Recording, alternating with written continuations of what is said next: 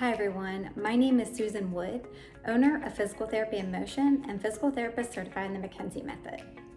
Today, I'm going to show you a simple stretch you can do to help maintain good flexibility in your lower back.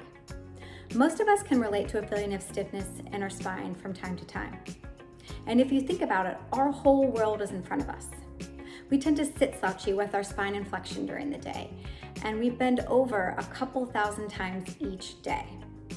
But we rarely reverse this type of stress on our spine. A press-up is a great way to reverse that stress. I recommend doing this exercise 10 to 15 repetitions in the morning and evening.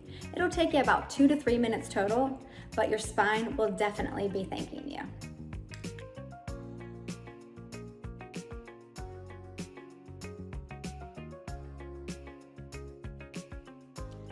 To perform, start by lying on your stomach on the floor or bed. Hands go right next to your shoulders in the push-up position. Push up with your hands as far as you can go while keeping your hips down. Be sure to relax your low back and glute muscles. Try to move up a little further with each repetition.